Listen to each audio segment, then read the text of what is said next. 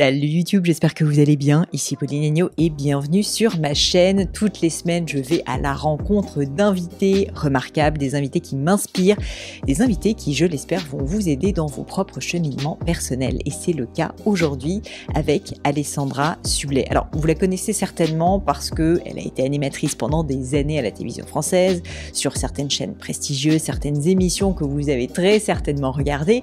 Mais au final, ce qui a fait que j'ai invité Alessandra, c'est pas tellement ça. C'est plutôt en fait ses réflexions sur la vie. À 47 ans, j'ai été bluffée honnêtement par le recul d'Alessandra. Sur le fait d'être maman, sur le fait de prendre des grandes décisions, sur le féminisme, sur la foi. Bref, on est parti un peu dans tous les sens et vraiment s'il y a un mot d'ordre à garder de cette interview, c'est full transparence. Je trouve qu'Alessandra a le cœur sur la main, qu'elle nous a livré mais vraiment toutes ses émotions, toutes ses réflexions avec une extrême sincérité. Vous allez voir, elle n'a pas sa langue dans sa poche et ça, j'adore.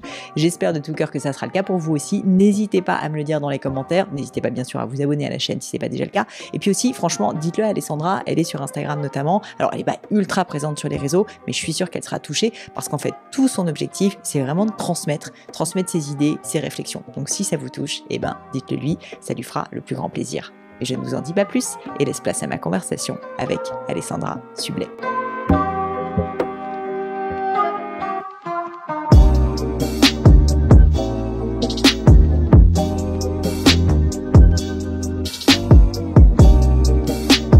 Quand on est indépendant, il y a des jours où tout roule. Et puis il y a les autres. Vous savez, ceux où un client oublie de payer une facture, où vous passez 1 heure à retrouver un justificatif dans une bannette mal triée, ou encore les jours où vous réalisez que votre compte pro ne distingue pas ce qui revient à l'URSSAF de ce que vous pouvez réellement dépenser. C'est là que mon sponsor de longue date, Conto, est bien plus qu'un simple compte bancaire. Facturation automatisée, relance intégrée, estimation du solde de TVA pour facilement savoir où vous en êtes, sous-compte avec IBAN dédié pour mettre du côté charge ou salaire, et surtout une vision claire, en temps réel, de votre trésorerie. C'est structurant, apaisant et si on est honnête, totalement indispensable quand on gère son business soi-même. Conto, c'est la solution que j'aurais aimé avoir à mes débuts et celle que je recommande sans réserve aujourd'hui aux indépendants autour de moi. En plus, Conto vous offre 3 mois sur votre abonnement compte pro avec le code Pauline2025. Alors n'attendez plus et rendez-vous sur conto.com, Q-O-N-T-O. Bonjour Alessandra. Bonjour Pauline. Écoute, je suis enchantée. Alors tu vois, depuis qu'on discute depuis 10 minutes, tu as complètement chamboulé l'ordre de mes questions. J'avais envie de mettre play. Je me dis, mais arrête de parler, faut que je mette play. Donc, on va commencer par quelque chose que tu viens de dire à l'instant. J'adore l'âge que j'ai. Ouais. J'adore cette phrase. Ouais. Qu'est-ce que tu veux dire par là ? Est-ce que tu peux nous en parler ? À l'heure où on se parle, j'ai 47 ans. Et je ne me suis jamais aussi sentie bien qu'à l'âge que j'ai. Et je te disais juste à l'instant, c'est vrai, pour rien au monde, je repartirais en arrière. Pour 2 raisons. Je pense qu'on met beaucoup de temps à se trouver dans la vie. Il y a des âges particulièrement difficiles. Le corner là, d'une 20aine d'années, il n'est pas possible. C'est les 20 ans Mais parce que je trouve qu'on te demande très tôt de savoir ce que tu veux faire dans la vie. Et ça démarre presque en 3e ou en seconde, où tu commences à prendre une espèce de pression sociétale, comme si toi, tu avais une baguette magique et que tu savais déjà en quoi tu voulais te transformer.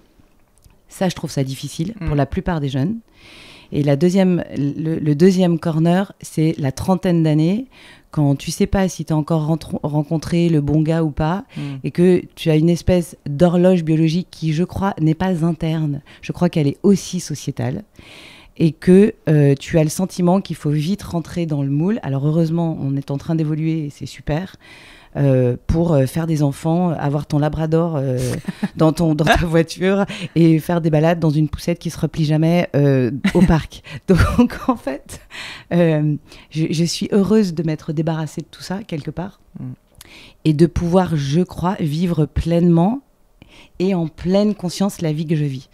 Tu vois, ce mot pleine conscience, tu m'en aurais parlé il y a quelques années, je t'aurais dit mais de quoi tu me parles, on s'en fout, reste chez toi avec Bouddha, tu vois. Et aujourd'hui, chaque pas que je fais dans ma vie, je le fais au présent, les pieds bien ancrés au sol, je sais à peu près où je vais, mais en pleine conscience. C'est-à-dire que je suis consciente de tout ce que j'ai vécu et je me sens particulièrement bien. Donc oui, je vénère ma quarantaine. Tu te rappelles de comment est-ce que tu as commencé à rentrer dans cette phase, ou quand tu es rentrée dans cette phase de bien-être, en fait, d'acceptation? Ouais, quand j'ai commencé à assumer mes choix, qui étaient des choix pour la plupart assez difficiles à vivre. Je parle notamment du divorce que j'ai eu avec le père de mes enfants il y a 5 ans. Parce que tu chamboules beaucoup de choses. Toi, tu as la certitude que tu fais bien les choses, mais encore une fois, la société te renvoie une image de bout, c'est pas bien. Oui, puis je te le dis avec des mots d'enfant. Public en plus, quoi. Oui, alors il y a effectivement le côté public, mais pour avoir parlé à des hommes et des femmes qui ont vécu cela aussi, et surtout un divorce avec des enfants, t'as vraiment ce sentiment d'être le vilain petit canard un petit peu. Et encore une fois, même si la société évolue, même si les choses se banalisent, un divorce aux yeux de la société, ça paraît banal, mais ça reste traumatisant quand tu le vis.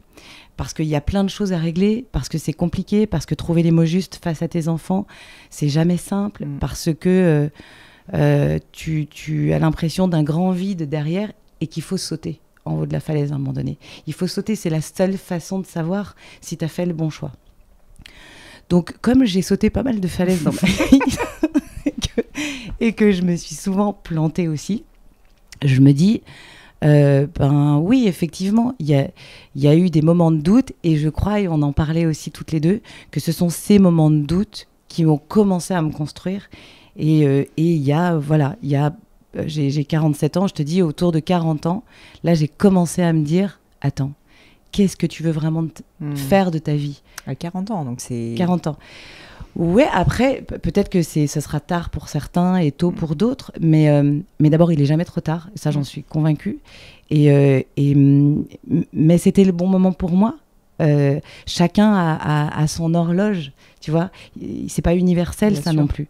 Il y a des gens qui sont déjà en pleine conscience à 30 ans. Moi, je l'étais pas, mais encore une fois, c'est pas le chemin du voisin qui m'intéresse, c'est le mien. C'est très dur, ça. C'est clair. Et ça, cette période de questionnement, en fait, un peu existentiel quand même, sur qu'est-ce que tu veux faire de ta vie, qui tu es. Enfin, en plus, on est tellement, le job est tellement identitaire maintenant, enfin, c'est difficile. Ça a été plutôt une période de renouveau pour toi. Il y a des personnes qui le vivent hyper bien, qui se disent le champ des possibles s'ouvre à moi, j'adore, et qui vraiment en tirent de l'énergie. Et puis à l'inverse, il y a des personnes qui sont du coup dans le doute, comme on en parlait, et qui le vivent hyper mal. T'étais dans un ou l'autre des cas de figure ? Moi, je vois ça un peu comme les montagnes russes. Il y a des jours où tu te réveilles et où tu te dis c'est formidable, la vie s'ouvre à moi, et finalement, contrairement au génie d'Aladin, j'ai pas que 3 vœux, mais l'univers m'en offre plein, tu vois. Il est con, le génie, en fait. et puis, il y a des jours où tu te réveilles et tu te dis le vide est abyssal, comment je vais faire ? Qu'est-ce qui va se passer ? Et t'as peur. Et en fait, c'est cette peur qu'il faut apprivoiser, parce que c'est cette peur qui doit être constructive et qui ne doit pas t'enfermer. Je pense pas être différente des autres. Et je mets vraiment les hommes et les femmes dans le même panier. On vit tous ces moments-là. Et d'ailleurs, c'est d'être dans le déni total que de ne pas se l'avouer. Moi, j'ai pas de problème du tout à en parler, mais les jours où le vide abyssal est là, c'est dur. Ouais. Parce que tu te dis, attends, qu'est-ce que je viens de prendre comme décision ? Mais comment je vais faire ? Et puis, c'est vrai, tu te bouges, tu te dis, allez, c'est pas grave, je vais aller faire un peu de sport, ça va me vider la tête, ça te fait du bien 1 heure, et puis après, tu reviens à tes interrogations. Mais ces doutes-là, cette peur-là, doit se transformer en positif. C'est à partir du moment où tu comprends que tu peux sauter ces obstacles-là et que c'est ça qui te fait avancer que la lumière apparaît quelque part, quoi. Tu peux rester bloqué toute ta vie, hein. Tu sais, c'est drôle parce qu'il y a beaucoup de gens qui me disaient « Oui, mais toi, t'as un tempérament de fonceuse. » Oui, c'est vrai, mais j'ai un tempérament de fonceuse. Pour autant, pour autant, j'ai peur et j'ai des doutes souvent. Et je me dis, de toute façon, la seule façon de savoir si j'ai raison, bah vas-y, c'est de sauter, c'est d'avancer. T'y arrives pas sinon, c'est pas possible. Donc, soit tu prends le parti de rester dans ton petit confort, mais viens pas te plaindre des années après, parce qu'en fait, il y a que toi qui es maître de ta vie. Soit tu prends les décisions qui sont parfois dures, parce que de toute façon, je vais te dire oui est toujours plus simple que dire non.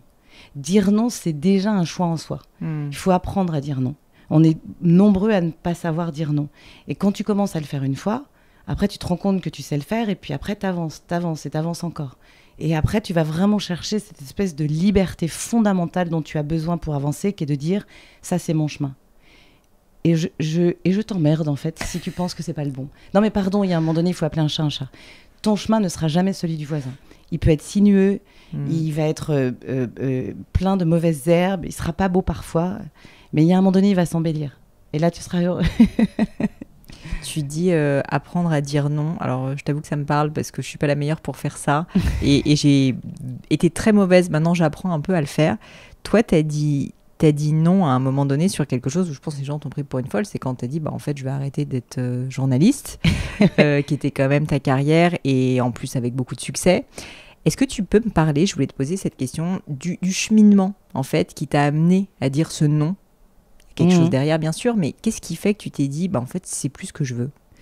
Alors, d'abord, j'étais animatrice, pas journaliste. J'avais pas de carte de presse. Et je fais pas ce métier-là. Et j'y tiens parce que le mot animatrice est souvent galvaudé, tu sais, comme s'il était accolé à quelque chose d'un peu ringard. Sauf que ça a été mon métier pendant 20 ans et j'en suis très fière. Je crois que je me suis mis en quête de sens, rapport à tous ces doutes, rapport à ces choix de vie que j'avais faits, personnels. Et qu'à un moment donné, à faire ces choix, je me suis rendu compte que j'étais plus au bon endroit. J'avais fait 20 ans d'un métier extraordinaire, j'ai eu beaucoup de chance, j'ai rencontré des gens merveilleux. Je me suis battue pour faire des émissions que j'avais fondamentalement envie de faire. Je voulais toujours, encore une fois, que ça ait du sens, mais c'était fini en fait. C'est comme une histoire amoureuse. T'as plus le cœur qui bat, t'as plus l'adrénaline qui va avec. À 44 ans, je me suis dit, mais en fait, c'est pas possible. Je vais pas continuer à faire ce métier juste parce que c'est chouette que les gens te reconnaissent dans la rue et que tu gagnes bien ta vie. Donc, les gens m'ont dit que j'étais folle pour 2 raisons. La première, c'est parce que c'est très confortable. Donc, en fait, on te regarde, on te dit, mais enfin, franchement, t'as tout ce que tu veux. Les gens t'aiment bien, t'as de la notoriété, tu gagnes ta vie. Mais tout ça était matériel pour moi, quelque part. Je ne me reconnaissais plus là-dedans. Donc à partir du moment où tu n'as plus cette envie, cette adrénaline et le cœur qui bat, encore une fois, c'est comme dans un couple, il faut te rendre à l'évidence. Donc une fois que tu as dit ça, tu te dis, ok, qu'est-ce que je vais faire? Step by step.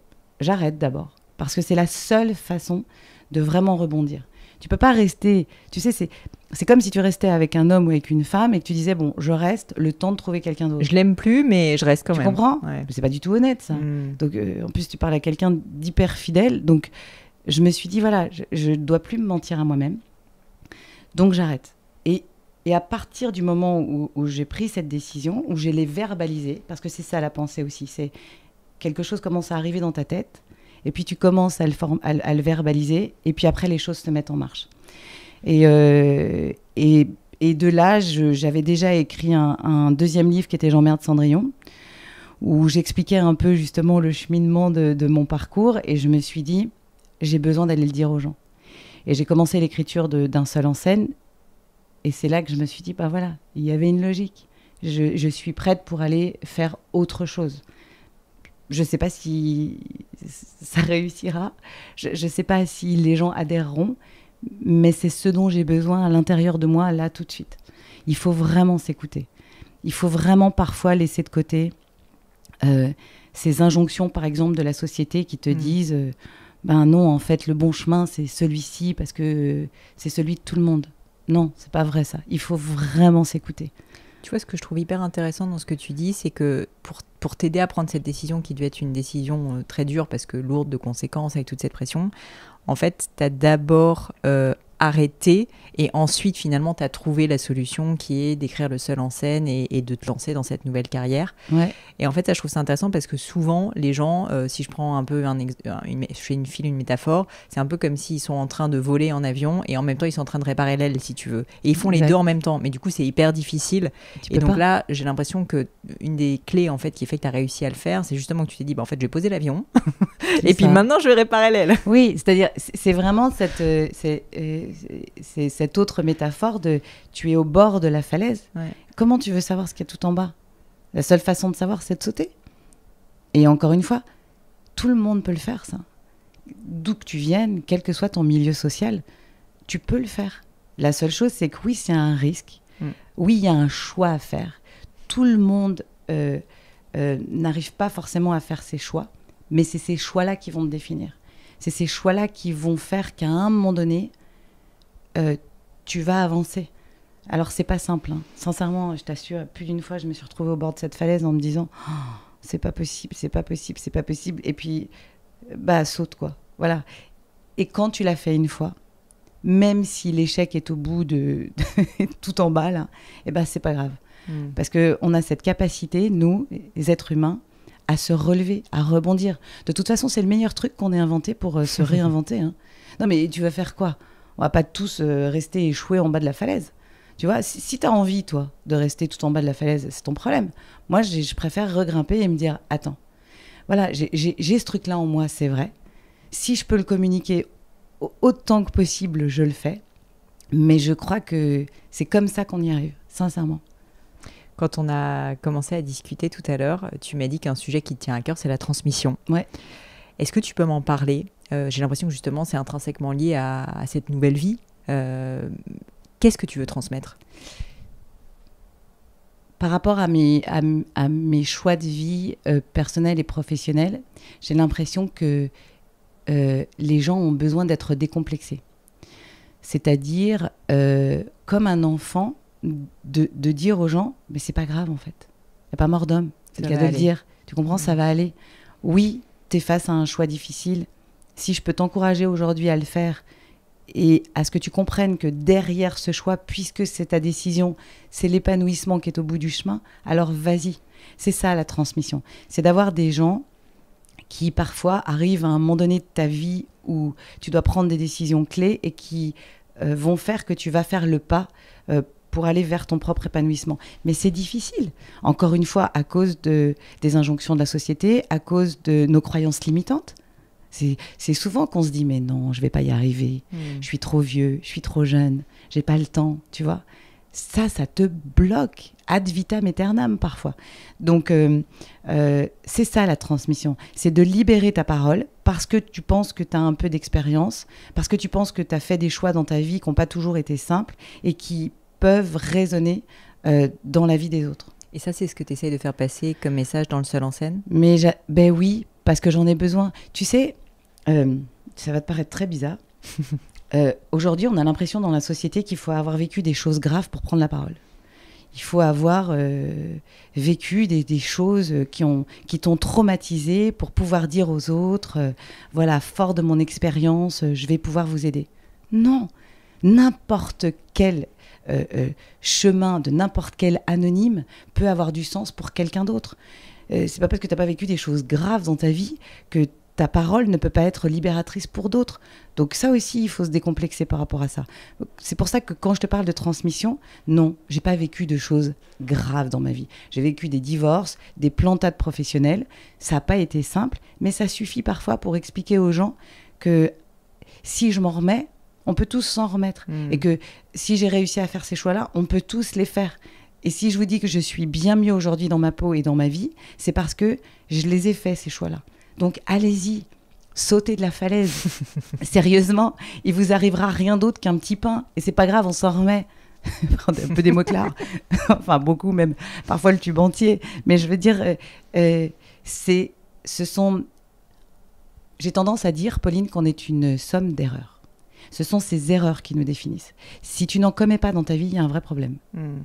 C'est que tu prends pas de risque. C'est que tu prends pas de risque. Mais donc, viens pas te plaindre, parce que si tu ne penses pas être une somme d'erreurs, c'est que tu n'as pas appris assez de risques dans ta vie. Ça, j'en suis absolument convaincue. Moi, je ne suis que erreur. Voilà, partout. J'en ai fait plein. Avec des amis, dans ma vie personnelle, dans ma vie professionnelle, avec mes enfants aussi. Je ne suis pas une mère parfaite, tu vois. Mais ce sont ces sommes d'erreurs qui font ce que je suis, j'en suis convaincue. Là aussi, je trouve ça assez passionnant parce que des erreurs, on en commet tous, mais on n'est pas tous conscients qu'on les commet. Est-ce que toi, fort de ce constat, tu vois, qui est que tu es... Alors, c'est toi qui le dis, c'est pas moi, que tu es une somme d'erreurs. Ça se voit pas de là où je me situe. Oui, mais c'est la vérité, je t'assure. Mais ce que je veux dire, c'est est-ce que t'essayes de, je sais pas, faire des bilans, réfléchir... Enfin, je veux pas que ça sonne professionnel, tu vois, mais juste dans un processus un peu d'introspection, tu te dises, en fait... avec mes enfants, voilà les erreurs que j'ai commises. Est-ce que tu as mis en place, ça paraît un peu, je te dis professionnel et systématique de dire ça, mais une réflexion, un petit processus pour justement tirer des enseignements de tes erreurs, ou en fait tu le fais naturellement? Et puis peut-être une deuxième question, c'est quand tu as fait une erreur et que tu t'en rends compte, qu'est-ce que tu fais? Tu t'excuses, tu serres les dents, qu'est-ce qui se passe? Alors, je réponds à ta deuxième question, parce qu'il y a une chose qui me saute tout de suite là aux yeux. On a tous beaucoup d'ego, quoi qu'on dise. C'est sûr. L'ego, c'est quelque chose qu'il faut dompter dans sa vie. Encore une fois, avant mes 40 ans, je pense que j'avais peut-être trop d'ego pour reconnaître certaines erreurs. J'ai beaucoup travaillé sur moi. J'ai lu des livres. J'ai fait un vrai travail à un moment donné d'introspection. Je me suis ouverte à des choses, pas de méditation, de yoga, mais je me suis ouverte à des choses plus inspirantes, plus méditatives peut-être. Et je me suis rendu compte à quel point l'ego pouvait être un poids dans nos vies. Pour pouvoir s'excuser de quelque chose, il faut avoir suffisamment travaillé sur soi pour admettre que s'excuser va te faire autant de bien à toi qu'à l'autre en face. Donc, encore une fois, c'est l'expérience qui te permet de pouvoir mettre ton ego de côté, le dompter et admettre tes erreurs. Je crois que moi, j'ai fait... je crois j'ai dompté mon ego. J'ai plus de problème à dire aux gens pardon, je suis désolée, je me suis trompée, pardon, je suis désolée, j'ai fait une erreur, même face à mes enfants qui ont 9 et 11 ans, parce qu'il faut pas croire en fait, c'est une des premières choses, l'injustice est une des premières choses qu'ils ressentent quand on les dispute pour quelque chose et qu'ils ont l'impression qu'en fait c'est un peu plus fort que ce que ça doit être. Ils te le disent d'ailleurs, ils te disent ça va, enfin c'est pas non plus très grave. Oui, t'as raison en fait, c'est vrai, c'est pas très grave, mais bon, c'est mieux quand même si tu le fais pas, tu vois. Et voilà, et quand tu tires un enseignement de ça, je pense que tu as gagné. Mais il y a un cheminement, c'est long en fait. c'est pas quelque chose que tu chopes comme ça. Tu sais, souvent, tu peux avoir une amie proche qui te dit putain, t'as dit quelque chose là, t'es peut-être allé un peu fort. Oh, ça va, c'est bon. Et puis tu vois, ça te passe par-dessus. Mais en fait, non, parce que l'autre l'a reçu très fort. Et donc, en fait, toi, tu t'es pas rendu compte, mais t'as peut-être fait du mal à quelqu'un, vraiment. Surtout moi qui suis sans filtre et très, très franche. Donc, t'apprends. Moi, très franchement, souvent, et ça, c'est l'être humain, instinctivement, on sait quand on a fait un truc pas bien. Non, mais c'est vrai. Oui. On l'admet pas tous, mais on sait. On se l'admet pas à soi-même, en général. Tu vois, voilà. Et donc, si on se l'admet pas à soi-même, c'est compliqué d'aller l'admettre devant les autres. J'ai plus de problème avec ça. Mais j'ai vraiment travaillé. Sincèrement. Je vais te dire ce qui m'a fait travailler. J'ai eu des chagrins d'amour qui m'ont vraiment blessée. Et donc là, l'ego, il en prend un coup. Des expériences de vie personnelle, donc douloureuses. Le divorce. Le divorce, c'est quelque chose... le divorce avec des enfants, c'est quelque chose qui te... Si tu travailles pas après ça, c'est qu'il y a un problème. Tu peux pas repartir dans une vie neuve du jour au lendemain, quoi. Il y a des dommages collatéraux dans tous les sens. Donc, tu es bien obligé au moment de dire, attends, le champ de mine, là, c'est de ma faute. Ah oui, alors attends. Il faut prendre tes responsabilités. Tu comprends, tu prends tes responsabilités. Donc, d'ailleurs, je trouve que c'est ta vie personnelle, enfin, c'est les échecs de ta vie personnelle qui te font beaucoup plus avancer que ceux de ta vie professionnelle, pour être honnête, parce que ça touche vraiment à tes sentiments profonds. Mais ça, c'est dur. Quand tu vois le champ de mine et que tu vois l'état du jardin, hein, on va prendre un mot très simple, tu fais « Oh là là, c'est tout cramé partout. C'est moi, ça? J'en suis en partie responsable? Ah, ok. Bon, bah non, mais réfléchis un peu. Tu vois, prends sur toi. Si tu traverses le jardin et que tu te fiches complètement de voir qu'en fait, tout est en ruine, moi, je peux plus rien faire pour toi. Mais si à un moment donné, tu te dis « Bon, ok, je suis responsable en partie de ce jardin tout pourri, mais j'ai envie qu'il refleurisse correctement », bah, je crois que c'est là où tu commences à travailler sur toi. C'est nécessaire du coup de prendre ses responsabilités, de ne pas trouver des excuses. Non mais tellement. C'est facile de trouver des excuses. C'est facile, c'est aussi facile que de dire oui tout le temps, tu vois. Et d'ailleurs, c'est marrant, tu sais, c'est comme les gens qui te disent non mais oui, pas de problème, puis en fait tu te rends compte qu'il n'y a personne, quoi. Tu vois, non, mais dis non si t'as pas le temps, c'est pas très grave. C'est vrai que sur le principe... Oui, c'est oui pour se débarrasser, quoi. Non, mais c'est ça, tu vois. Te débarrasse pas des choses, en fait, parce que ça va te revenir comme un boomerang dans la tête. Tu vas voir, ça fait encore plus mal, quoi. Donc, c'est dur de dire non. Hein. C'est hyper dur. Et d'ailleurs, les gens le reçoivent vachement mal. Parfois, tu dis non et ils te disent, pourquoi ? J'ai le choix, en fait. J'ai le droit de dire non. Hein. C'est 3 lettres. Hein. C'est pas grave, je vais te blesser 2 secondes, mais réfléchis bien, parce que je pense qu'après, en fait, ça va te libérer aussi, quand même. Je m'intéresse beaucoup aussi à tout ce qui est processus créatif. Oui. Et du coup, t'es forcément en plein dedans. Et c'est marrant parce que même si tu étais animatrice, et du coup, j'imagine qu'il y a quand même une part de créativité parce qu'en fait, il faut choisir les émissions, etc. Enfin, d'ailleurs, on peut en reparler si tu veux. Mais là, c'est quand même un autre step, en fait, d'écrire son spectacle. Est-ce que tu as eu peur, premièrement, de peut-être pas être assez créative ou tu t'es mis la pression parce qu'il y a beaucoup de gens, de femmes notamment, qui se mettent un peu la pression là-dessus. Et puis, deuxièmement, est-ce que tu peux me parler justement de ce process créatif ? Comment, en fait, à un moment donné, tu as mis tes pensées sur le papier ? Alors, sincèrement, il y a quelques années, je pense que j'aurais été incapable de te dire je vais écrire un seul en scène. Je vais être très honnête, c'est venu naturellement. Comme l'écriture, j'avais fait un livre sur le baby blues, j'avais fait un livre sur Jean-Bernard Cendrillon, sur justement les cheminements de la vie personnelle et professionnelle. C'est venu très naturellement au début. Et c'est quand j'ai commencé à me dire, en fait, attends, ces choses-là, je vais pouvoir les dire sur scène, que la pression est arrivée. Parce que je me suis dit, attends, c'est pas du tout la même chose, là. Mais en fait, j'ai occulté ça de ma tête et j'ai essayé d'écrire le plus naturellement possible ce que j'avais vraiment envie que les gens entendent. Mais c'est super compliqué, parce qu'une fois que tu es parti là-dedans, il faut creuser tes pensées, il faut creuser ta logique, quoi, quelque part, pour que les gens comprennent comment t'en es arrivé là. Et il y a des jours... Mais j'habite dans le sud de la France, je partais en rando 4-5 heures, parce que j'adore ça. Et j'essayais juste, moi, de cheminer dans ma tête pour après essayer de l'écrire et que ça ait du sens. Parce que je ne suis pas auteur, je ne suis pas autrice, j'ai pas un vocabulaire de dingue, tu vois. Je ne suis pas Éric Orsena, quoi. Je ne vais pas écrire un livre sur la grammaire. J'ai pas cette facilité-là. Donc en plus, c'était très dur parfois de coucher des mots, de ne pas tout le temps employer les mêmes. Et puis après, il y a eu la phase avec mon producteur Jean-Marc Dumontet, où j'envoyais mon texte. Sur le podcast, super épisode. Oui, d'ailleurs. Je sais qu'il est venu te voir. Incroyable. Ouais, ça ne m'étonne pas, parce que c'est quelqu'un de très aspirant, qui a un parcours aussi assez étonnant d'ailleurs. Et qui n'a pas sa langue dans sa poche. Non, absolument. Non, il est sans filtre, mais c'est pour ça qu'on s'entend très très bien. Ouais. Donc imagine, quand tu renvoies une copie, lui, c'était comme un prof à l'école. En gros, c'est ça, non, ça, creuse. Et parfois, j'en chialais. Mais pour de vrai, je me disais, c'est pas vrai, je vais jamais y arriver, tu vois. Puis à la fin, t'as 50 pages. Et tu fais, waouh, alors ça c'est au bout d'1 an et quelques mois, hein, d'accord ? Et t'es là et tu te dis, oh, je l'ai fait. Puis après, il y a l'étape de, merde, il va falloir le dire. Tu vois ? Parce que j'étais pas du tout programmée pour la scène. Je me suis pas levée un matin en me disant, je suis comédienne. Ouais. Tu vois ? Et j'ai commencé à lire des livres sur le sujet. J'ai lu Peter Brook, qui a fait un livre génial qui s'appelle... l'espace vide, où effectivement il explique un peu le principe du théâtre. Voilà, j'ai lu des livres qui pouvaient m'aider à faire cette démarche de maintenant il faut aller le faire sur scène. Moi je suis très comme ça. Si je dois faire quelque chose, je vais lire tout ce qu'il y a sur ce quelque chose pour essayer de m'en imprégner au maximum. Mais alors je peux te lire un livre en une journée, je peux t'en faire 5 dans la semaine, tu vois, je vais beaucoup travailler parce que c'est comme un challenge, quoi.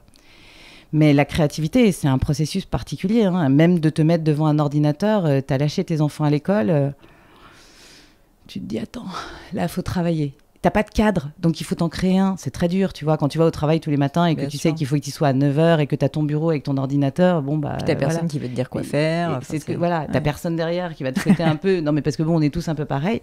Et voilà, et il faut essayer de te concentrer. Puis parfois, ça marche pas, donc tu vas faire ta petite balade, tu reviens. Puis il y a des jours où t'es absolument pas créatif, et puis il y en a d'autres où tu te dis ouah, moi je suis super forte, tu vois. Donc ça aussi, up and down, faut le savoir le gérer, quoi. Non mais c'est génial, faut te faire un peu mal, mais c'est génial. Et concrètement, tu te forçais à écrire par exemple tous les jours, ou au contraire tu étais assez à l'écoute de tes sensations et tu disais en fait aujourd'hui je le sens pas, je vais faire de la randonnée? En fait J'ai entendu certains auteurs parler de ça, justement, et en fait, tu as vu, personne n'a la même appréhension face à l'écriture. T'en as certains qui ont un cadre très particulier, qui écrivent tous les jours, et t'en as d'autres non. Moi, je suis pas autrice, encore une fois, donc en fait, je faisais un peu comme je le sentais. Il y a vraiment des jours où, en fait, tu vois, l'ordi, je le regardais, et je faisais non, en fait, j'ai pas du tout envie. Tiens, je vais aller faire des courses, je vais aller ramasser des fleurs, je vais aller me balader. Et puis, c'est pas grave, en fait. J'essayais de ne pas culpabiliser si j'y étais pas absolument tous les jours. Voilà. Tu vois, il n'y avait pas de pression, finalement. Et voilà. Ouais, se décomplexer, c'est vraiment important, en fait. Essayer de se dire, c'est pas grave. Bon, évidemment, il ne faut pas que ça dure des jours et des jours, mais c'est pas grave. C'est pas grave. Vas-y. Tu sais, on se flagelle beaucoup. Hein. Ça, c'est notre éducation très puritaine. Allez, il faut le faire. Il faut le faire, tu vois. C'est la charge mentale, ça. Tu sais, c'est comme quand tu passes dans la chambre de tes enfants et que tu te dis, ah là là, le lit est pas fait, il faut que je le fasse. Non, mais c'est pas grave s'il n'est pas fait un jour, en fait. Essaye déjà de commencer par là. Parce que la charge mentale, elle démarre sur des tout petits trucs, hein, tu vois. Un frigo mal rangé, un oubli de courses, une chambre d'enfant pas faite. Ah non, mais il faut se détendre un peu, parce qu'on n'y arrive pas. Et pourtant, c'est une maniaque qui te parle. Hein. Donc, moi, une miette par terre peut me rendre dingue. Donc, je travaille sur moi aussi sur des choses comme ça, tu vois. En me disant, le coussin noir qui n'est pas à côté du coussin beige, c'est pas très grave. On va le laisser à sa place aujourd'hui, on le rangera demain. Oui, et puis c'est aussi des excuses pour ne pas faire des trucs parfois plus difficiles comme l'écriture ou des choses comme ça. Bien sûr, tu vois. Ouais. Donc non, je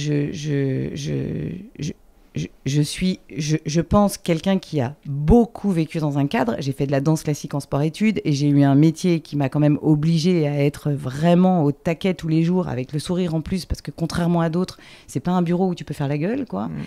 Donc, c'est vrai que dans ma quarantaine, à partir du moment où j'ai décidé de lâcher un peu, je me suis aussi lâché la grappe à moi-même.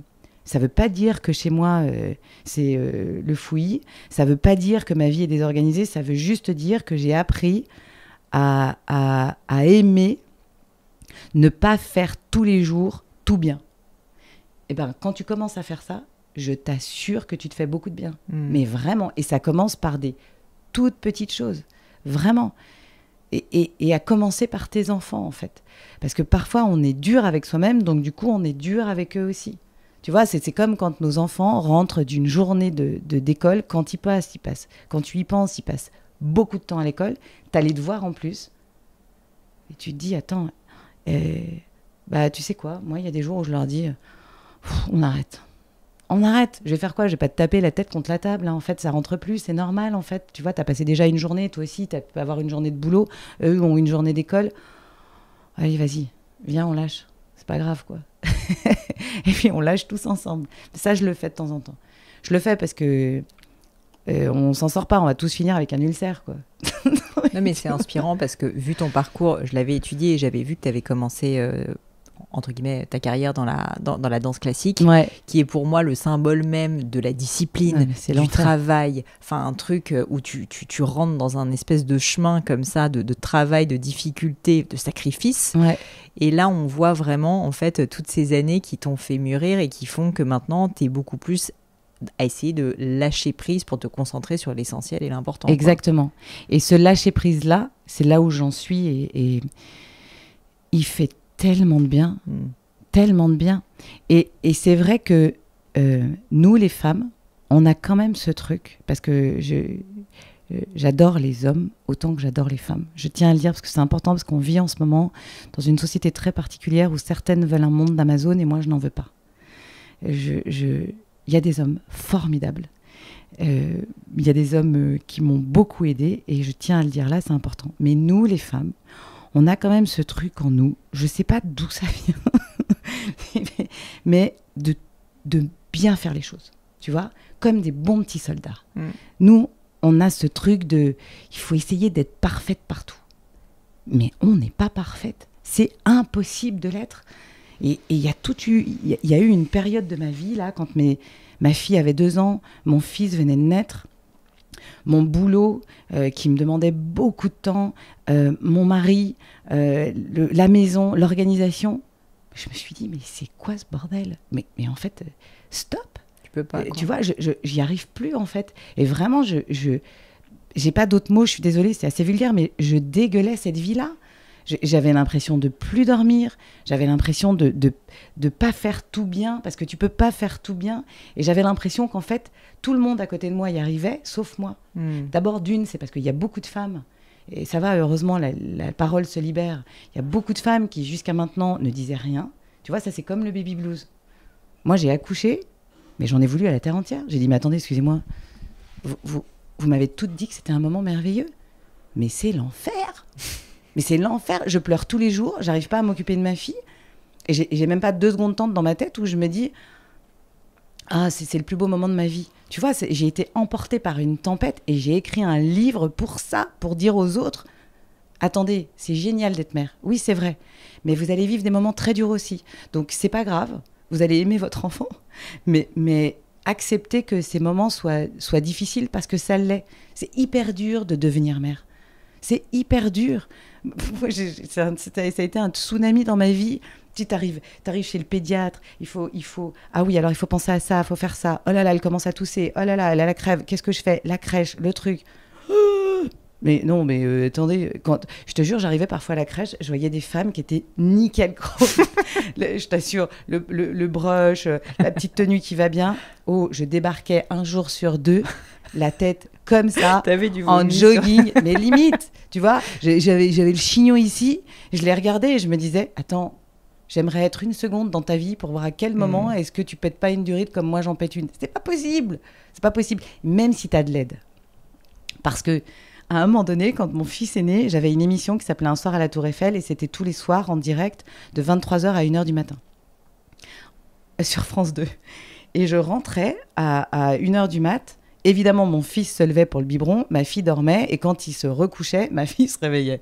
Et donc là, en fait, c'est plus que la vie est un bordel sans nom, c'est la taille au-dessus. C'est-à-dire qu'en fait, toi, tu fais, attendez, oui, j'ai une émission à préparer. Oui, alors attends, non, le biberon là. Non, alors la crèche là. Ah, la crèche, c'est plus possible. Ah, ok, parce qu'elle est malade. Ah oui, pardon.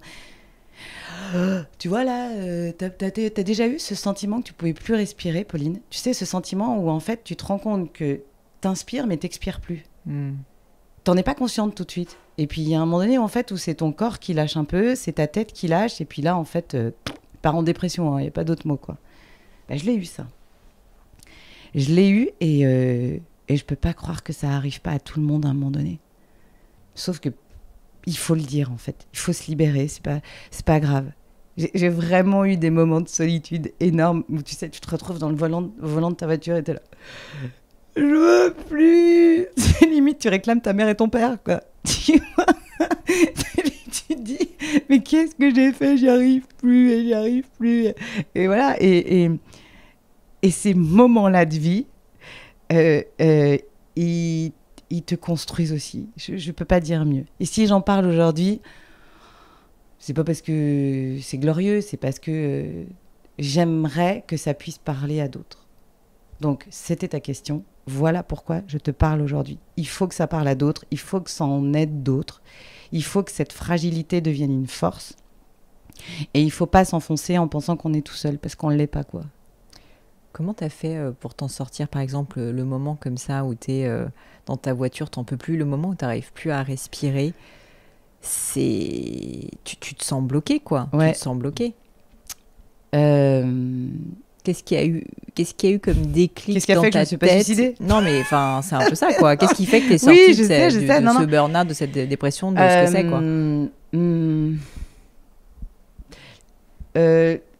quoi? D'abord, j'ai parlé. J'ai une super sœur, j'ai une super meilleure amie, donc j'ai parlé. Il faut qu'à un moment donné, ça sorte. Dans ton entourage, tu as forcément quelqu'un à un moment donné auprès de qui tu peux vraiment te confier. Et le faire en pleurant même, c'est pas grave. Parce que déjà, si ça sort, si c'est verbalisé, ça fait du bien. Donc ça, c'est ce qui m'a permis, à un moment donné, en le verbalisant, de comprendre que ça allait pas. Et déjà, c'est le premier point, ça. Il faut le verbaliser. Oui, il faut au le début, dire. tu sentais que ça allait pas, mais tu t'étais pas formulé, quoi. Oui, et puis tu as un peu honte. Tu sais pas trop si tu es toute seule ou pas, tu vois, dans ce monde-là, à ressentir la même chose. Alors qu'en fait, aujourd'hui, je le dis, il y a des millions de gens à qui ça arrive tous les jours. Et des gens dont dont tu ne soupçonnerais pas. Tu sais qu'il y a beaucoup de gens, en disant ça, parce que dans mon seul en scène, j'en parle, qui me disent « c'est fou, on ne pensait pas que ça vous arriverait à vous ». Mais c'est incroyable, au contraire. Et c'est pour ça que j'en parle, tu vois, parce que si t'as l'air, enfin, t'es si forte, justement, c'est encore plus important que je le dise moi alors, parce que si c'est l'image que je dégage, mon Dieu, je passais par des moments de solitude aussi forts que les vôtres, quoi. Donc le verbaliser, c'est important. Et puis après, Pauline, il y a qu'un truc pour t'en sortir, c'est pousser du pied contre le sol et rebondir. Qu'est-ce que tu veux faire ? Personne va aller te chercher, hein, tu vois. Il y a un moment donné, c'est là où tu dois prendre le bon chemin. C'est là où tu dois te dire, bon, allez, de toute façon, je vais pas rester comme une loque, là, tu vois, à pas prendre de douche, à pas, tu vois, à pas... Non, stop. Ok, allez, j'y retourne, quoi. Alors, c'est long, hein, parfois, hein, parce qu'il y a des jours où tu replonges, il y a des jours où tu te dis à quoi bon. J'ai vu un documentaire, je te parle de ça parce que ça m'a beaucoup aidé à l'époque. J'ai vu un documentaire sur Netflix d'un acteur américain qui s'appelle Joan Hill, qu'on a vu notamment dans Le Loup de Wall Street, tu sais, le gars qui se porte bien. Fort, Exactement. Et en fait, ce gars a eu un psychologue pendant très longtemps. Il a fait un documentaire sur ce psy qui commence à avoir la maladie d'Alzheimer, et avant que la maladie l'attaque, il voulait absolument faire ce documentaire pour que les gens voient à quel point le raisonnement de ce gars-là était exceptionnel. Et dans ce documentaire, et alors évidemment, moi j'ai toujours un problème avec les noms, mais on va le retrouver, on mettra même la ref s'il faut, je m'en fiche, il n'y a pas d'action là-dedans. Il t'expliquait que ton petit neurone dans ta tête prenait un labyrinthe qui était toujours le même, d'accord, quand tu avais ces pensées négatives. Et que tant que tu ne disais pas à ce petit neurone de changer de labyrinthe, en fait, il était, tu vois, tout le temps dans le même cheminement. Il fait sa boucle. Mais en fait, à partir du moment où tu comprends que c'est toi qui est le conducteur de ce petit neurone, et que si tu as envie de le faire changer de cheminement, tu peux. Et je sais pas, il y a eu, tu vois, des petits déclics comme ça, de livres que j'ai lus, de documentaires que j'ai vus, de gens qui te parlent, de podcasts que tu entends. Et tu commences à comprendre qu'en fait, c'est toi qui es maître de ton petit cerveau.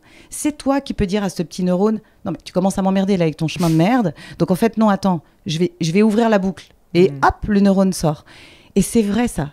On est absolument seul maître à bord de notre conscience, de notre cerveau, qui n'est peut-être pas fait comme celui des autres.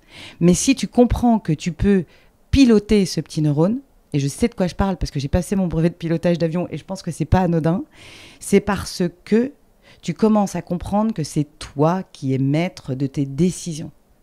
Ta tête ne fonctionne pas toute seule, Pauline. Ta tête fonctionne parce que c'est toi qui es maître de tes idées. Alors ça, c'est un truc, il faut le comprendre. Parce que je t'assure que ça paraît bête à dire, mais quand tu as réalisé que tu étais vraiment maître à bord de ce petit neurone, je ne dis pas que tu lui dis de faire ce que tu veux. Je dis juste, tu peux le faire sortir de certaines boucles qui sont l'enfer. Ça va avec les chagrins amoureux, avec... les complaintes professionnelles, avec certaines décisions que tu prends. Voilà. Si tu sens que tu es trop en boucle, c'est de ta faute. Fais sortir ton neurone. Fais-le sortir, tu es capable de le faire sortir. Il faut lui parler. Non, mais moi, j'ai eu l'air très con, je pense, parfois, au volant de ma voiture. Mais je me parlais. Je me disais, ça suffit maintenant. Ouais. Stop, on va prendre une autre boucle. C'est plus la bonne, là. Stop, tu vois. Oui, tu peux refuser aussi. Mais bien sûr. Mais c'est dur, hein. C'est dur. C'est ça, travailler sur soi. C'est vraiment ça. Travailler sur soi. Tu évoquais aussi le fait qu'il y avait des livres qui t'avaient aidé. Est-ce qu'il y en a un qui te vient à l'esprit sur ces sujets ? Parce que je suis sûre qu'il y a plein de personnes qui honnêtement se reconnaissent complètement dans ce que tu dis et qui disent mais attends, qu'est-ce qu'il y a comme livre, Alessandra, que je peux lire pour m'aider ? J'avais lu un livre de Fabrice Vidal qui s'appelle Les 5 portes. T'en as entendu parler ? Oui. Alors, moi, j'étais pas du tout branchée. Alors voilà, ça c'est important de le comprendre. J'ai une sœur qui est coach et sophrologue. D'accord. Donc, qui vit en pleine conscience depuis longtemps, qui est droite dans ses bottes. Qui a conscience depuis longtemps de qui je suis et de ce qu'il fallait changer dans ma vie pour que vraiment je me retrouve, et qui m'a amenée petit à petit à ce cheminement.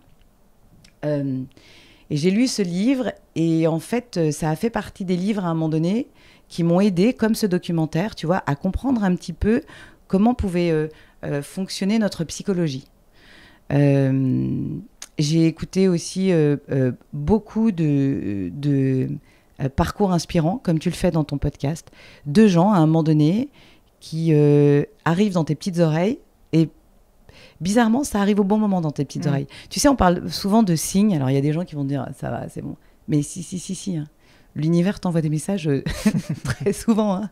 C'est juste toi qui les vois pas parce que tu ne vis pas justement en pleine conscience. Mais à partir du moment où tu commences à être vraiment droite dans tes bottes, je t'assure que ces signes-là, tu les vois tout le temps. Et c'est pas de la voyance. Hein. C'est pas je parle avec mon grand-père, avec ma grand-mère. Non. C'est des vrais petits signes. Et qui sont importants et que tu dois prendre en compte. Parce que s'ils arrivent là, à cet endroit-là, c'est qu'il y a une raison. Mais ça, j'en suis absolument convaincue. Donc voilà. Et puis après, je pense que c'est pas pour rien qu'on est aujourd'hui dans une société où on entend beaucoup parler de bien-être, que des podcasts comme les tiens fleurissent dans le bon sens du terme. Tu as eu l'envie à un moment donné d'interviewer des gens qui avaient un parcours inspirant parce que toi-même, on en a parlé, tu as eu des moments de doute dans ta vie, que tu as commencé à écouter certains podcasts et que tu t'es dit, putain, ça m'aide, je vais aller aider les autres. Toi aussi, tu es dans la transmission. Bien sûr. Tu vois, et tu te guéris aussi toi-même en faisant ça. Je dis tout le temps, ce podcast, c'est ma psychothérapie personnelle. Mais voilà, et tu aides aussi pas mal les gens. Donc en fait, ça aussi, c'est un cheminement. C'est tellement important. C'est tellement important. Je pense qu'on est... et tant mieux, d'ailleurs, on arrive à un moment donné, peut-être là, dans nos vies, chacun, à être beaucoup plus sur la résonance du bien-être, du bien commun, de la solidarité, parce qu'on en a besoin. Parce que je crois qu'on arrive à un moment tous là de nos vies où on ne peut plus faire semblant, chacun de notre côté. Non, je crois qu'on a tous besoin de se réancrer correctement. Ça ne veut pas dire rester avec une ancre dans un port. Ça veut dire juste de cheminer tranquillement et d'essayer de trouver la bonne issue et dans la bienveillance peut-être aussi. Ça, c'est un mot, tu vois. Ouais. La gentillesse, la bienveillance. Elle est gentille. Mais tant mieux si elle est gentille, en fait. C'est chouette, les gens gentils. C'est chouette, les gens bienveillants. Tu sais, autre chose. On parle souvent de la solidarité entre femmes. J'ai pas eu beaucoup de femmes bienveillantes à mes côtés. Alors moi, je veux bien qu'on parle de sororité, de solidarité entre femmes. Mais encore une fois, j'ai rencontré très peu de femmes bienveillantes.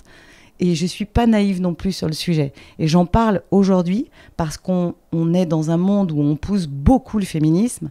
Et je trouve ça très bien à beaucoup d'égards, notamment sur l'égalité homme-femme salariale, professionnelle. Mais attention de ne pas tout mélanger. Hein. On n'est pas toutes dans le monde des bisounours et elles ne sont pas toutes en train de nous regarder en disant « Elle est vraiment fantastique ». Non, mais tu vois ce que je veux dire. J'ai fait une table ronde. Tiens, je vais te donner une anecdote. J'ai fait le Festival d'Avignon où j'ai joué mon seul en scène pendant 1 mois. Et j'ai fait une table ronde à un moment donné dans un magasin de livres. Enfin, ça s'appelle une librairie, Alessandra. Voilà. Et il y avait une 50aine de personnes. Il y avait, c'est vrai, beaucoup de femmes. Et je dis à un moment donné, parce que je l'explique, c'est vrai, dans mon seul en scène, que j'avais donné une interview dans le L à une époque en expliquant que lors de ma séparation, j'avais pris conscience qu'il fallait aussi que j'aille vers mon épanouissement de femme, me libérer un petit peu aussi de certaines contraintes que j'avais et qu'il fallait que je m'affranchisse un petit peu de mon rôle de mère. Parce que le père avait aussi sa place. Ah oui, c'est important ça, hein, parce qu'il y a beaucoup de pères qui font les choses très bien aussi. Et donc je dis, c'est marrant parce qu'on vit dans une société où en fait... on nous explique qu'il n'y a que les femmes qui peuvent tout faire. Donc, en gros, les hommes n'ont pas leur place. Et je dis très ouvertement à cette table ronde, je dis, voilà, je pense qu'on est hommes et femmes capables de faire les mêmes choses. Oui, nous, les femmes, c'est vrai, on a certaines proportions à être beaucoup plus ambidextres sur certains domaines. Mais voilà, toutes les femmes ne sont pas merveilleuses non plus. Et il faut faire la part des choses. Et là, j'entends connasse. Ah. Et je me dis, attends, qu'est-ce qui vient de se passer ? Et donc j'identifie la personne qui, cette jeune femme qui me dit connasse, okay. Voilà, une femme, tout à fait, ouais. Qui part, et je dis bah non, faut pas partir. Parce que j'ai dit, vous fustigez certains... Tu l'arrêtes. Ah mais bien sûr, je dis c'est là où on va s'arrêter 2 secondes parce que vous venez d'illustrer exactement ce que je viens de dire. Vous fustigez la violence de certains hommes, mais vous êtes plus violente que certains. Et vous venez de me traiter de connasse parce que je suis en train d'expliquer que ce courant féministe qui est trop fort à un moment donné, qui va dans l'extrême total, ne me sied pas. Exactement. Et je me fais traiter de connasse. Non, ça peut pas le faire. Et c'est là où je me suis rendu compte que j'avais raison. Bien sûr que les extrêmes ont toujours fait avancer les choses. C'est malheureux, mais c'est vrai. Mais on ne peut pas rentrer dans cet extrémisme-là. C'est pas possible. C'est pas possible. Et en me faisant traiter de connasse, je me suis dit, putain, ma grande, t'as tout perdu parce que je vais rajouter 2-3 lignes dans mon seul en scène. Tu vois, tu vas en parler sur le podcast de Pauline Léniaud. Je pense que je peux toucher plus de monde que toi. Et parce que je pense aussi qu'il y a certaines femmes qui se reconnaîtront. Bien sûr. C'est important de le dire. Tu vois, c'est marrant, il y a plein de mots bannis en ce moment, comme s'il fallait plus toucher. C'est pas grave. J'ai vu le spectacle de Florence Foresti. À la fin, tu l'as vu ou pas? Non. À la fin de son spectacle, elle a 2 secondes 30 de mots que je trouve absolument top. Elle dit, voilà, petite parenthèse, le premier homme qui m'a porté sur ses épaules, c'était mon père. Le premier qui m'a emmené à un concert et qui m'a pris la main, c'était mon petit ami. Je voulais juste dire là que, en gros, que j'aimais bien les hommes aussi et qu'il y en avait des chouettes. Ça m'a fait tellement de bien parce que je le pense aussi, tu vois. Et qu'il faut aussi les remettre à la juste place. Tu te rends compte, Pauline, qu'aujourd'hui, je me fais plus de soucis pour mon fils que pour ma fille? Non, mais je suis sérieuse. Je me dis, mais il va faire quoi, lui, quand il va vouloir draguer une fille? Non, en fait, sûr. Non, mais à quel moment est-ce qu'il va être... tu vois, je vais aller encore, chercher on n'est pas aux États-Unis. Non, mais à quel moment il va se prendre un hashtag sur les réseaux sociaux, lui? Et j'ai peur de ça. Et parfois, je discute aussi avec la jeune génération, avec des filles qui ont entre 15 et 20 ans. Parce que je le dis souvent, j'aime la jeune génération, et c'est vrai. Et je t'assure, elles s'affranchissent de beaucoup de choses. C'est déjà des guerrières. Elles sont convaincues, en fait, qu'elles peuvent tout faire toutes seules. Mais c'est pas vrai. Je le crois sincèrement. En plus, je crois qu'on est toutes un peu pareilles. On a tout ce petit côté de c'est chouette le prince charmant. Enfin, tu vois, au fond, je peux pas croire que tu fasses un acte sexuel sans te dire une seule seconde qu'il pourrait y avoir juste un tout petit truc derrière. Non, parce qu'on est foncièrement faites comme ça et que c'est pas grave. Tu vois, je vais me faire insulter. mais c'est chouette d'être une femme.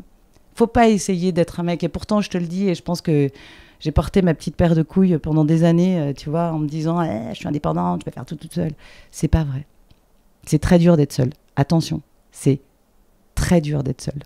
Et d'être seule contre les autres en permanence. Oui, et élever des enfants seuls, c'est dur.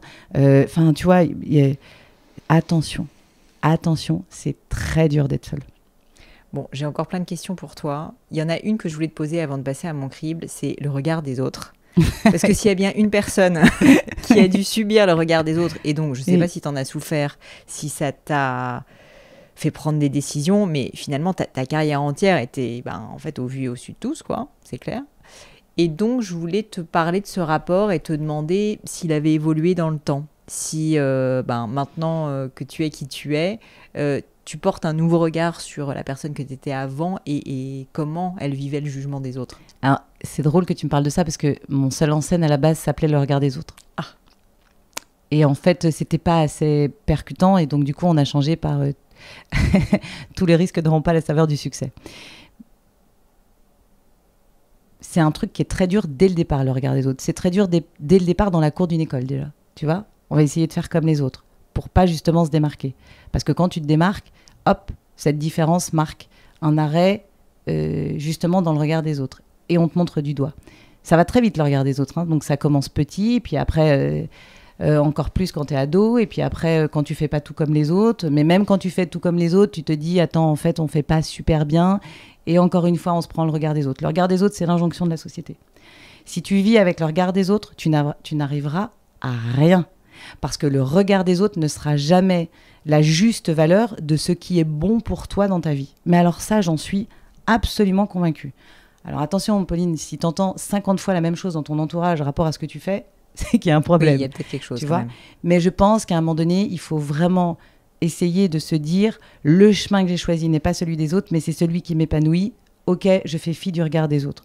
Dans ma carrière, mais les premières années ont été terribles. Parce qu'en fait, chaque petite chose que tu fais dans cette petite lucarne qui s'appelle la télévision, on le regarde, on l'analyse, tout est à la loupe, quoi. Et alors, depuis qu'il y a les réseaux sociaux, c'est pire encore. Ça m'a aidé à m'en affranchir. Parce que tu as 2 options. Soit tu lis tout ce qu'on dit de toi, soit tu te dis, ok, allez, on essaye de faire en sorte que ça glisse, et de toute façon, je peux rien faire. Je peux pas l'empêcher. Et puis c'est le jeu, ma bonne Lucette. T'as choisi un métier public. Tu vois, tu fais du podcast. Peux pas t'en plaindre, c'est vrai. Tu fais du podcast. Tu sais très bien que dans les commentaires, tu vas te prendre 2-3 volets de bois vert. C'est le jeu. Donc accepte la règle du jeu. Et si tu l'acceptes pas, dégage. Tu vois. Donc j'ai appris à l'accepter. J'ai compris qu'on ne pouvait pas plaire à tout le monde et que le regard des autres n'allait pas m'aider à avancer. Et tu as réussi à faire en sorte que tu n'en souffres pas, parce que c'est une chose de savoir que, tu vois, il doit pas compter, mais ensuite, fondamentalement, qu'il ne t'affecte pas, c'est quand même autre chose. Ouais, bah, je me suis blindée. Vraiment, je crois que je me suis blindée à tel point qu'aujourd'hui, je peux absolument tout lire, tout voir, sans aucun problème. Je t'assure que ça ne me touche plus du tout. Et ça m'aide à libérer ma parole. Bah, tout ce qu'on se dit là, il y a quelques temps, j'aurais peut-être même pas pu te le dire en me disant oh, on va encore déclencher ça, ça va être... Je m'en fous royalement. Mais alors, tu peux même pas t'imaginer. Je pense que c'est important justement que cette société aujourd'hui ne nous bride pas, qu'elle aide les gens à parler, à s'exprimer, à dire ce qu'ils pensent, quelles que soient les opinions de chacun. C'est important. Sinon, ça s'appelle pas une démocratie. Hein? Donc, on va tous partir en Corée. Mais je suis en France. J'ai la chance d'être dans un pays où l'on peut dire les choses. Ça aussi, c'est une chance. Donc, voilà. On me donne le micro, je le prends, je m'exprime. Mais ça m'a pris du temps aussi, Pauline. Ça m'a pris beaucoup de temps. Le regard des autres, il a été permanent, mais même dans mes choix personnels. Je t'assure, le divorce. Mais un truc tout bête, tiens, j'y pense. Le réhausseur des enfants dans ma voiture m'a pris la tête. Écoute-moi bien, à chaque fois que je voulais accrocher ce truc, parce qu'il fallait le renlever, parce qu'il y a des gens qui montent à l'arrière de ta bagnole, donc du coup, tu les enlèves, tu les remets, puis ça rentre pas vraiment dans le coffre, c'est chiant. Au bout d'un moment, je m'en suis affranchie. Oui, je le dis, j'ai attaché mes enfants, je te parle de ça, ils avaient 2-3 ans, avec la ceinture de sécurité, donc oui, c'est vrai, ils avaient la ceinture de sécurité sur la joue. Eh ben, je me suis libérée d'un poids. Et un jour, je me rappelle, je sors de la voiture, j'étais à Paris, et il y a une nana qui passe et qui dit... Vos enfants sont accrochés comme ceci à l'arrière? J'ai regardé, j'ai dit, alors ça, ce sont mes enfants, ça, c'est ma voiture, donc oui. Et je fais comme je veux. Voilà, puis t'as envie de rajouter un petit je t'emmerde, mais comme t'es poli, tu le dis pas. Mais c'est ça, c'est des trucs bêtes, je sais, mais c'est toutes ces petites choses-là. C'est permanent. Ah bon, mais ton enfant, tu sais, c'est comme ces histoires de tablettes. J'en parle dans le spectacle. T'as toujours des parents qui disent, non, mais moi, mes enfants, non, ils sont pas trop tablettes, non, ils préfèrent lire, vraiment. T'es sérieuse, là? Ils préfèrent lire? Bah, pas les miens, non. Donc, en fait, je fais avec la tablette. Et même parfois, ça m'arrange. Et c'est super parce que j'ai du temps. Je me demande même comment ma mère faisait. Parce que nous, on n'avait pas la tablette, tu vois. Et voilà, c'est ça, le regard des autres. C'est toutes ces petites choses du quotidien. C'est, tiens, j'ai envie de m'habiller comme dans les années 80. Oui, ok, on va peut-être me regarder bizarre parce que, tu vois, j'ai un t-shirt un peu spé et des chaussures un peu spéciales aussi. Mais on s'en fout, si c'est ça que t'aimes, alors vas-y, tu vois. Mais c'est tous les jours, Pauline. Chaque seconde que le regard des autres est porté. Je te donne un exemple qui n'est pas un bon exemple parce que j'encourage pas les gens à fumer, mais j'adore fumer. C'est horrible, je sais, bon voilà, c'est pas bien. Et pendant ma grossesse, j'ai eu du mal à m'arrêter de fumer. C'était horrible, je pensais qu'à ça. En plus tu te dis, faut pas le faire, plus, tu vois. Donc évidemment, j'avais restreint ma consommation. Si je fumais 1 cigarette par jour, c'était le bout du monde. Mais je le faisais. Parce qu'il y a un moment donné, j'en pouvais plus, tu vois. Et alors, évidemment, tu as toujours quelqu'un pour dire « c'est vraiment pas bien ». Mais attends, dans les années 70, ma mère fumait dans la bagnole. Non, mais sérieusement. Et buvait de l'alcool, probablement. Elle buvait aussi quelques verres, tu vois. Et personne, tu vois, n'a rien dit. Non, mais c'est vrai. Aujourd'hui, il y a tellement de barrières partout. C'est constant, quoi. C'était constant. C'est un truc de fou, quoi. Je peux t'en citer des millions d'exemples comme ça. Des millions. Tu mets tes enfants sur ton scooter? Oui, parce qu'il y a des matins, ça m'arrange, c'est super. Enfin, je te rassure, ils ont un casque et des gants. Tu te rends compte? J'ai 47 ans. Il y a un moment donné, en fait, j'ai toujours mes parents, mais stop! Lâchez-nous la grappe. Voilà. Mais il faut te la lâcher aussi à toi d'abord. C'est ça. Tu vois? Et ne pas subir ce fameux regard ou quand la moindre petite remarque... mais ce sont les injonctions, tu vois? T'as pas de... De toute façon, moi, dès le départ, après le bac, j'avais pas envie de faire d'études. J'ai déjà galéré pour l'avoir. Déjà, on me regardait de travers. Tu vas pas faire d'études. Tu vas faire quoi? Bah, je sais pas, j'avoue, je sais pas du tout. Donc, je suis partie géo au Club Med. Et dans l'interstice de chaque saison, je rentrais voir mes copains à Lyon. Et donc, je les voyais évoluer à la fac, tu vois, et ils commençaient à apprendre quelque part la vie, un métier. Mais moi, j'apprenais aussi la vie, mais différemment. Mais le nombre de remarques que j'ai eues, mais tu vas pas t'en sortir comme ça, hein. Mais tu vas faire quoi? Tu vois? Et même parfois, je sentais que pour mes parents, c'était compliqué quand d'autres parents leur disaient qu'est-ce qu'elle fait, votre fille? Oh. Tu vois, mais eux assumaient, mais quelque part, c'est compliqué de dire elle est géo Club Med. Ouais. elle donne des cours de voile sur la plage. Ah oui, il fait Sciences Po. Ah oui, effectivement, oui. Je donne des masterclass à Sciences Po aujourd'hui. Tu comprends ce que je veux dire? C'est que c'est vraiment ton chemin et c'est pas grave. Mais tu te rends compte que dès la 3e, on demande aux enfants ce vers quoi ils vont se diriger. Mais on est tombé sur la tête ou quoi? Il y a combien de gamins qui sont capables de te dire c'est sûr, c'est ça que je veux faire? Et puis il y a un autre truc qui me gave dans la société. Aujourd'hui, les filières professionnelles chez nous sont presque bannies. Tu vois, genre un gamin, il veut faire mécano, on va lui dire non, t'as pas vraiment d'ambition. Mais qu'est-ce que t'en sais, toi? Ça se trouve, il sera mécano des stands de Ferrari en F1 et ça va être un cador. En Suisse, on honore ces filières-là. On les vénère pas, mais en gros, on les porte au nu. Parce que c'est génial d'avoir des artisans. C'est génial d'avoir des gens qui ont envie de travailler aussi avec leurs mains. Et on en a besoin, nous. Tu fais quoi quand t'as un problème de plomberie, quand t'as un problème d'électricité? T'appelles un plombier, un électricien. Mais quand il fait une filière pro, en fait, tu le regardes de travers. Ça m'agace. Je jure, mais il y a des trucs qui me rendent folle. Et donc, je me dis, mais non, il faut pousser ces filières-là, c'est important. C'est des forces vives dans nos pays, tu vois. C'est des créateurs. C'est des vrais créateurs, mais évidemment. Et puis, tu as des magiciens là-dedans. Moi, ma sœur habite dans le Jura. Et le Jura, il travaille beaucoup le bois. Que je rencontre des artisans avec lesquels elle travaille parfois. Mais c'est fantastique. On a des jeunes qui sont doués, qui sont beaux, bons, et qui travaillent le bois et qui sculptent cette matière tous les jours. Tu vois, ces filières-là, pourtant, quand on te dit, il y a un gamin, il fait un bac pro, t'as l'impression qu'on a honte, mais t'as honte de quoi? C'est génial si ton gamin, il fait un bac pro, s'il a trouvé déjà sa voie et qu'il a envie de faire ça. Non, je t'assure, c'est cette société-là qui porte nu que les gens qui font des grandes écoles. Ça va 2 secondes, quoi, tu vois. Moi, le résultat aujourd'hui, c'est que la plupart de mes potes, ils se font bien chier dans leur vie, qu'ils gagnent pas forcément leur vie. Non, mais sérieusement.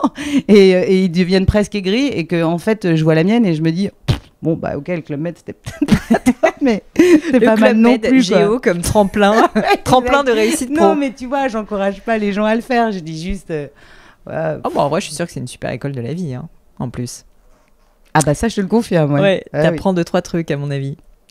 Alessandra, j'aimerais terminer par mon crible. Les petites questions que je pose à chaque fois à la fin du podcast. La première de ces questions, on en a parlé en filigrane pendant tout le podcast, mais est-ce que dans ta vie, tu as vécu un grand échec qui est, je dirais pas ton plus bel échec parce que c'est toujours dur, mais l'échec dont tu pourrais nous parler parce qu'il t'a vraiment appris quelque chose?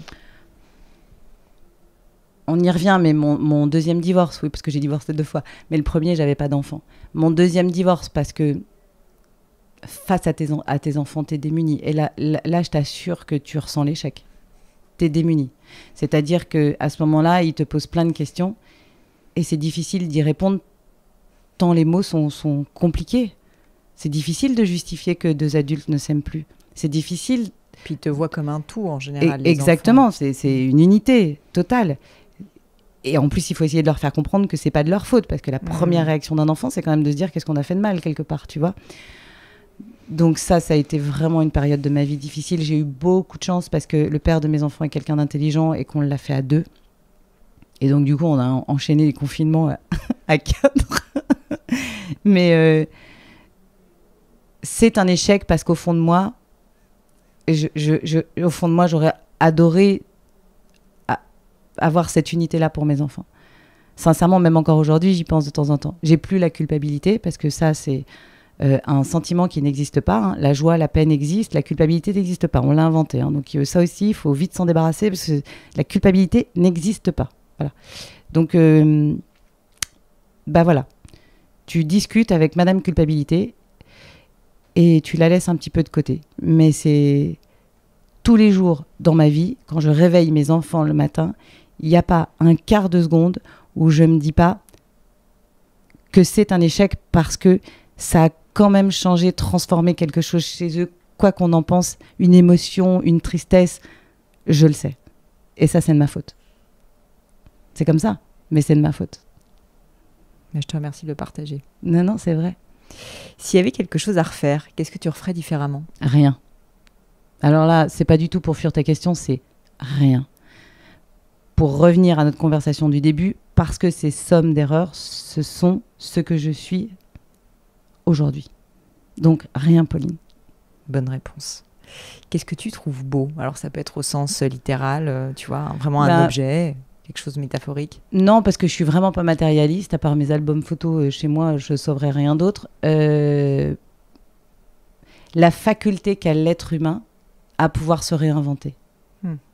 On a beaucoup de chance, Pauline. On est tellement bien fait. Tellement bien fait. C'est extraordinaire, en fait, cette machine-là.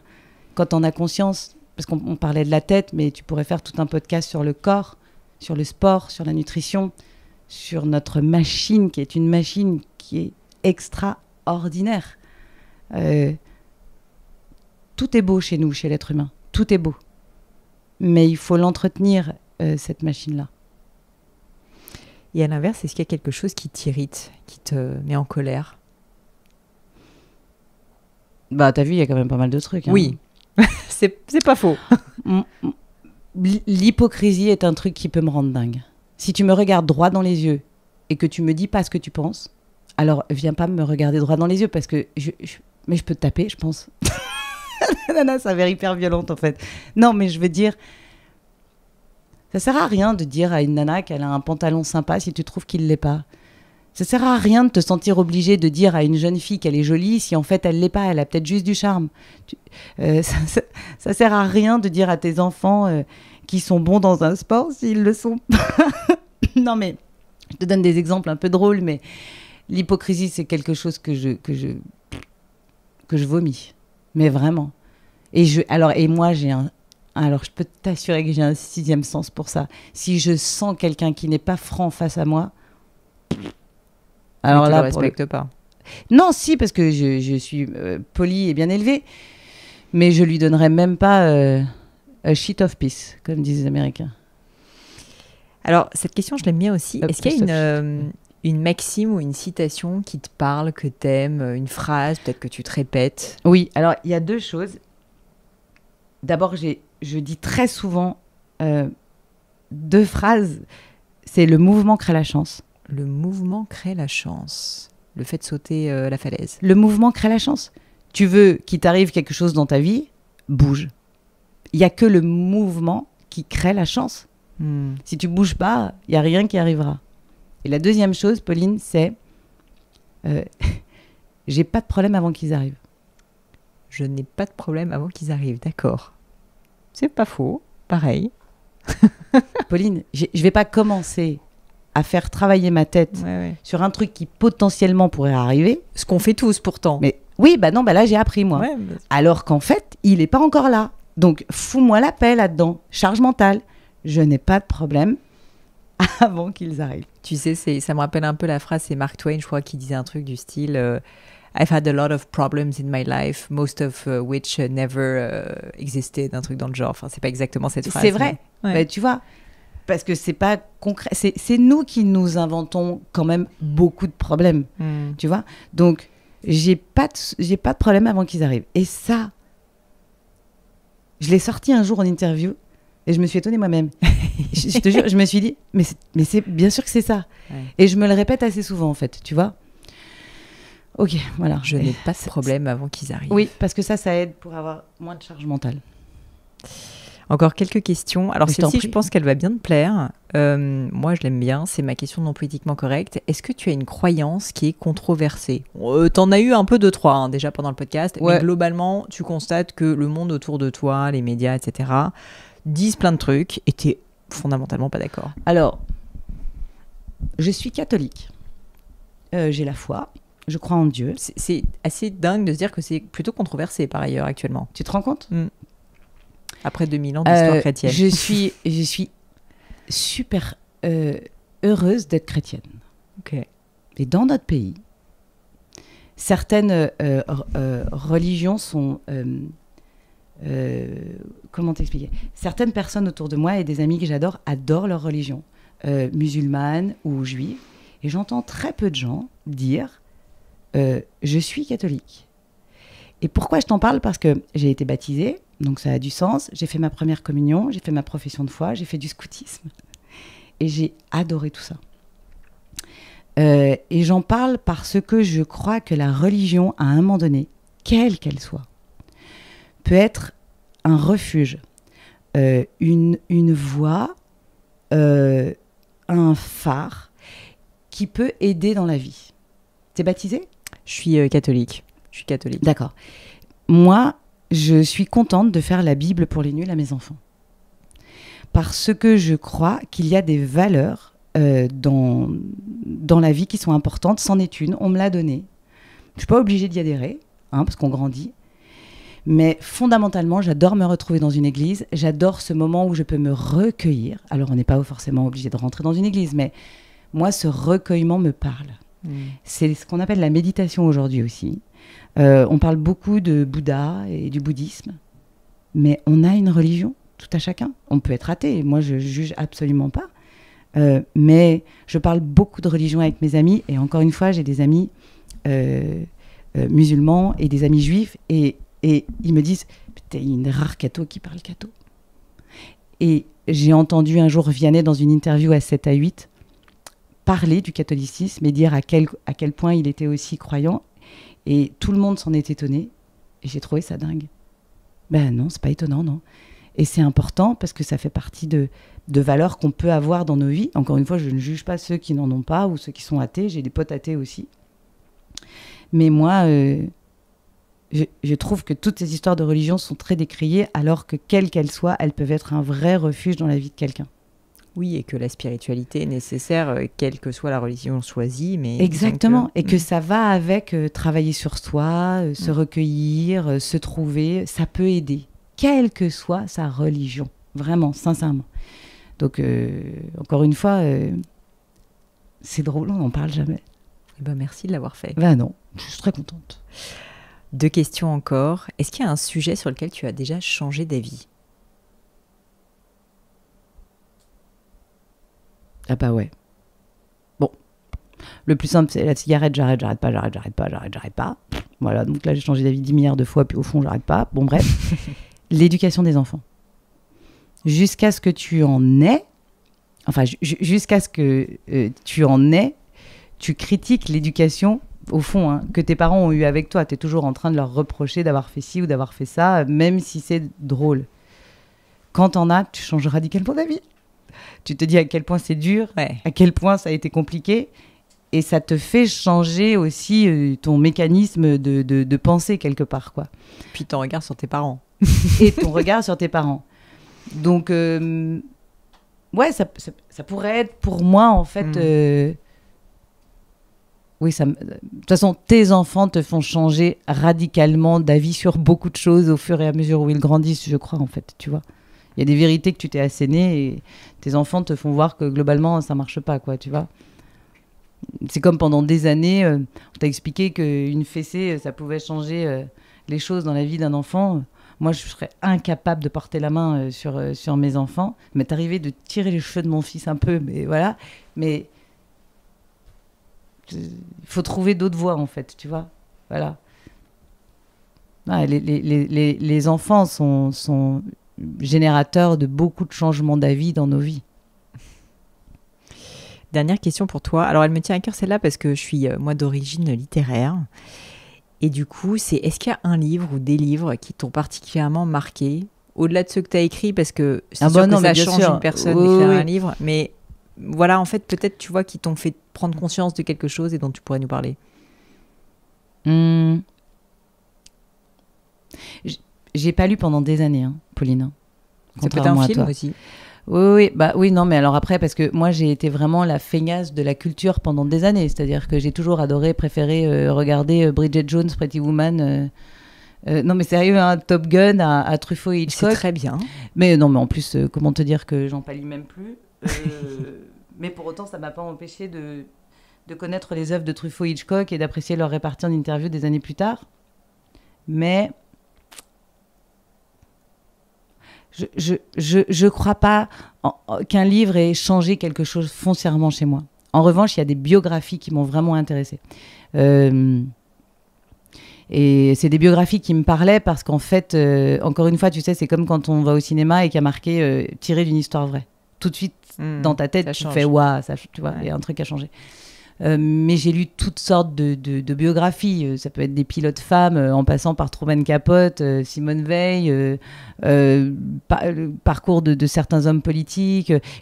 C'est plus des biographies que des romans ou des livres en particulier. Maintenant, je lis beaucoup plus qu'avant. Cet été, je me suis fait la trilogie d'Éric Emmanuel Schmitt. T'as lu Les Paradis Perdus ? Ouais. Moi, je suis assez fan. D'ailleurs, Eric, si tu nous écoutes, ça fait un moment que j'essaye de t'avoir sur le podcast. Ah, mais ça m'étonne pas. Mais non, mais il m'avait dit oui, Alessandra. C'est vrai. Puis il y a eu le Covid, donc nous avons reporté parce que je voulais le voir en vrai. Il faut que tu l'aies. Bah oui. Je sais, Eric. Il faut que je vous aie sur le podcast. Mais voilà, non, mais tu vois, et il y a ça. Je me refais petit déjeuner à Tiffany, tu vois, parce que je te dis encore une fois, je suis un peu fascinée par la vie de Truman Capote et ses livres sont dingues. Mais non, je pourrais pas m'inventer une vie. J'ai pas eu de livre de chevet pendant des années. Je te dis, j'étais pas forcément portée sur la lecture et c'est venu vraiment plus tard. Écoute, tu nous as déjà donné beaucoup. Je te remercie 1000 fois pour vraiment cette conversation sans filtre. Et messieurs, dames qui nous écoutez, sachez qu'en début d'interview, je demande toujours à mon invité s'il y a quelque chose qui... Enfin, voilà, s'il est gêné, on pourra couper des petits bouts. Et Alessandra m'a dit direct, mais t'inquiète, ne coupe rien. Il n'y aura rien à couper, je veux être sans filtre. Donc, merci pour ta transparence, ta sincérité. Et merci d'avoir pris le temps aussi de nous partager en fait tout ce que tu as vécu, tout ton cheminement. Je suis sûre que ta volonté de transmission en fait, est en train de faire naître plein de réflexions chez d'autres personnes qui nous écoutent. Donc merci à toi, Alexandra. Merci à toi pour ton podcast.